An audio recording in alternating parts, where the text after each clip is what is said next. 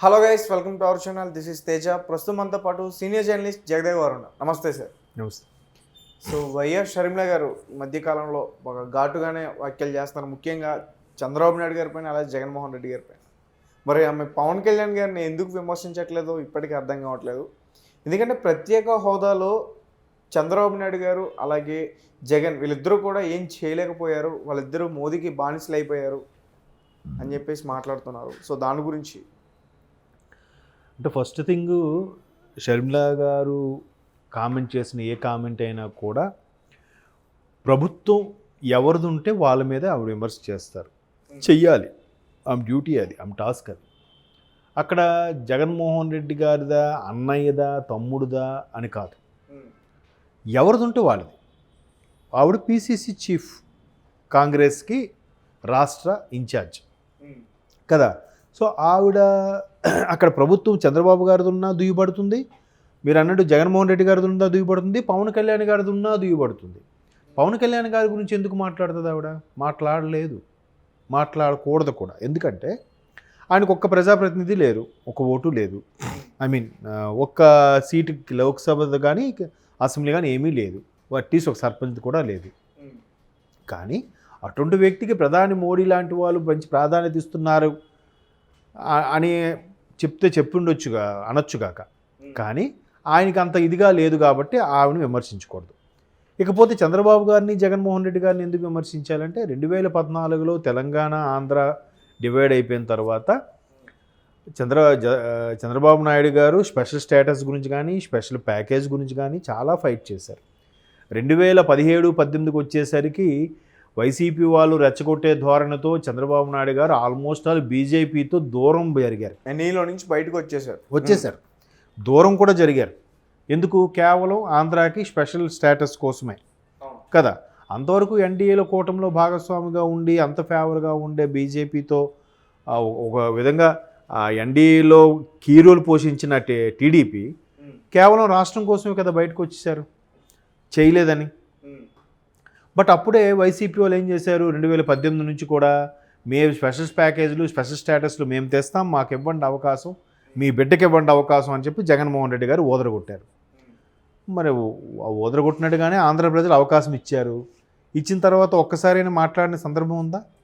Special package గురించి కానీ, special status గురించి కానీ. సో అందుకు షర్మిల గారు ఘాటుగానే స్పందిస్తున్నారు.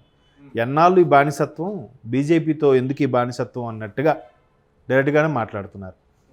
ఆబ్వియస్లీ అంతే కదా. స్పెషల్ ప్యాకేజ్ గురించి మాట్లాడట్లేదు, స్పెషల్ స్టేటస్ గురించి మాట్లాడట్లేదు.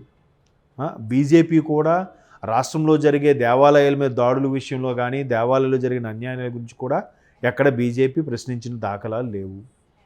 వాళ్ళకి ఎంతసేపు సెంట్రల్లో మాకు ఇన్ని సీట్లు వస్తే చాలు, మాకు ప్రధానమంత్రి వస్తే చాలు, లోక్సభ స్థానాలు వస్తే చాలు, ఎవరు మాకు మద్దతు ఇస్తే వాళ్ళే ముఖ్యం అనుకున్నట్టుగానే బీజేపీ వ్యవహరిస్తుంది కదా. సో ఇటు చంద్రబాబు నాయుడు గారు ఫైట్ చేసినా ఏం అవ్వలేదు, జగన్మోహన్ రెడ్డి గారు అసలు ఫైట్ చేయలేదు. కాబట్టి షర్మిల గారు ఖచ్చితంగా అంత ఓపెన్గా నిక్కచ్చిగా మాట్లాడుతున్నారు. అండ్ మోర్ ఓవర్ మాట్లాడినప్పుడు ఏం చేయాలి, ఆల్రెడీ ఆవిడ ఇంకో మాట కూడా అంటున్నారు. తెలంగాణ ఆంధ్ర డివైడ్ అయిపోయిన తర్వాత, తెలంగాణ ప్రకటించిన తర్వాత అనాథగా ఉండిపోయింది ఆంధ్ర రాష్ట్రమే.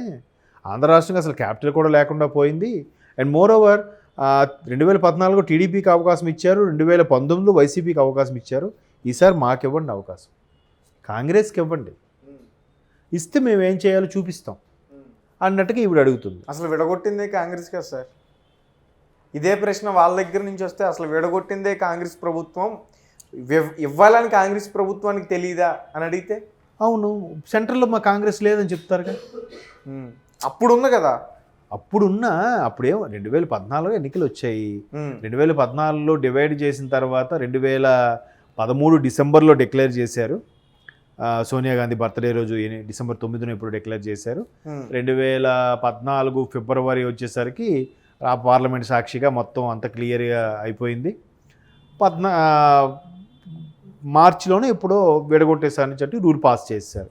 బట్ కేసీఆర్ గవర్నమెంట్ వచ్చాక దాన్ని ఒక పర్టికులర్ డేట్ పెట్టుకోవాలి కాబట్టి జూన్ 2 అవతరణ దినోత్సవంగా కేసీఆర్ ప్రభుత్వం ప్రకటించింది. అది వేరే స్టోరీ. అయితే కాంగ్రెస్ వాళ్ళు ఎలా ఫీల్ అయ్యారంటే, దేశానికి మేమే రాజులం, మేమే కంటిన్యూస్గా ఉంటామని ఫీల్ అయ్యారో ఏమో, మేము వస్తే మేము ఆంధ్రాను చూసుకుంటాం అన్నట్టుగా స్టేట్మెంట్ ఇచ్చారు అప్పుడు రాహుల్ గాంధీ గారు కానీ సోనియా గాంధీ గారు వీళ్ళందరూ. రాలేదు. ఇంకేం చూసుకుంటారు మనకి? చూసుకోలేదు. బీజేపీ కాంగ్రెస్ పోనీ కనీసం తెలంగాణ గెలుస్తుంది అనుకున్న కాంగ్రెస్ గెలవలేదు. పోనీ కేసీఆర్ గారు విలీనం చేస్తామనుకున్నది విలీనం చేయలేదు. 2 సార్లు కేసీఆర్ గారు ముఖ్యమంత్రిగానే ఉన్నారు. కాంగ్రెస్లో విలీనం చేయలేదు. కాంగ్రెస్కి స్టేట్లోనూ డివైడ్ చేసుకునేందుకు ఎక్కడ తెలంగాణలో నష్టపోయింది, ఆంధ్రాలో పూర్తిగా తుడిచిపెట్టుకుపోయింది. సెంట్రల్లో అసలు గవర్నమెంటే రాలేదు కదా. సో అందువల్ల కాంగ్రెస్ విడగొట్టింది అనే విషయం ఇంకా జీర్ణించుకోలేకపోతున్నారు కాబట్టి ఆంధ్రాలో దానికి అంత ప్రాధాన్యత లేదు. ఇప్పుడు షర్మిలా గారి ద్వారా రాజశేఖర రెడ్డి గారి ఇమేజ్ని షర్మిలా ద్వారా మరల ఆంధ్ర ప్రజల్లో చొప్పించే ప్రయత్నం చేస్తోంది కాంగ్రెస్. అందుకే షర్మిలా ప్రజలు నమ్ముతారంటారా?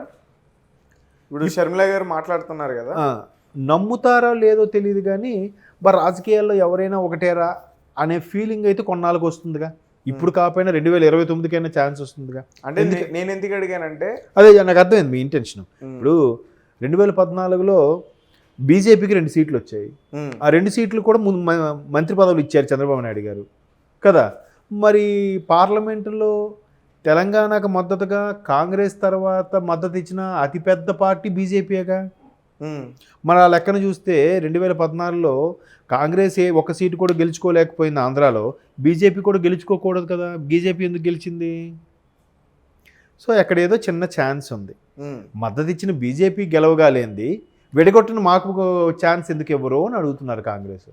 ఓకే, చంద్రబాబు గారు వచ్చినప్పుడు క్యాపిటల్ అన్నీ సెట్ చేశారు. బట్ రెండోసారి తప్పిదం జరిగిందో జగన్మోహన్ రెడ్డి గారు వచ్చేసారు, ఎక్కడికక్కడ ఆగిపోయాయి.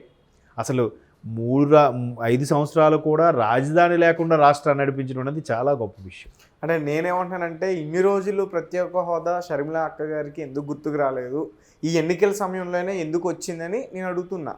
అవును, ఎందుకు వచ్చిందని అంటే ఇప్పుడు ఆవిడ పీసీసీ చీఫ్గా ఇచ్చారు, ఆవిడ టాస్క్ అది, ఆవిడ జాబ్ అది. ఆవిడ ఇన్ని రోజులు ఏమైంది, నాకు ఈ రాష్ట్రంతో సంబంధం లేదో లేదంటే అన్నయ్యతో పొరపచ్చాలు వచ్చాయో మరే ఇతర కారణాల వల్ల ఆవిడ పక్క తెలంగాణ రాష్ట్రం వెళ్ళిపోయారు. అక్కడ వైఎస్ఆర్ తెలంగాణ పార్టీని పెట్టుకున్నారు, ప్రభుత్వ వ్యతిరేక విధానాల మీద పోరాటం చేశారు. ఎట్టకేలకి ఏమైందో కాంగ్రెస్తో పొత్తు అనుకున్నారు, బయట నుంచి మద్దతు అనుకున్నారు. మొత్తానికి బయట నుంచి మద్దతు ఇవ్వడం వల్ల కాంగ్రెస్ ఈవిడ సేవలు గుర్తించి పీసీసీ చీఫ్ చేసింది. ఈవిడ అసలు ఇలాంటివన్నీ వస్తాయని ఈవిడ వద్దని కూడా అనుకుందంట. ఏఐసీసీలో కీలక పదవి ఇస్తే చాలని కూడా ఇవి ట్రై చేశారు. బట్ ఆల్రెడీ ఆంధ్రాలో కాంగ్రెస్ 0 అయిపోయింది. దాన్ని మళ్ళీ బతికించి పైకి తేవాలంటే రాజశేఖర రెడ్డి కుటుంబ సభ్యురాలుగా మీకే చెందుతుంది. ఎందుకంటే రాజశేఖర రెడ్డి గారిని 2 సార్లు కాంగ్రెస్ ముఖ్యమంత్రి చేసింది కాబట్టి, ఆ పేరును ప్రకటించింది కాబట్టి మీరు ఖచ్చితంగా మీరైతే రాజశేఖర బిడ్డగా మీరైతేనే కరెక్ట్ అన్నట్టుగా చెప్పారు. దానికి చాలామంది సీనియర్లు కానీ తెలంగాణ రాష్ట్ర ముఖ్యమంత్రి రేవంత్ రెడ్డి గారు లాంటి వాళ్ళు కూడా ఓటేశారట.